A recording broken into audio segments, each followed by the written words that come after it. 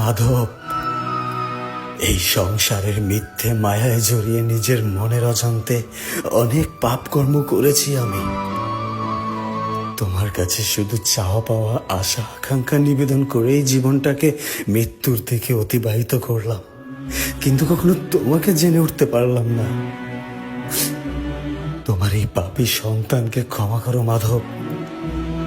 আর আমার এই পাপ কর্মের জীবনের শেষ চাওয়া একটাই, মৃত্যুর আগে যেন তোমাকে জানতে পাই।